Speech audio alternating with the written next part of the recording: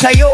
Kala mo kilalang kilala pagkatao mo, konting pagkakamali mo lang nakita, ginawa ka ng masama sa mata nila.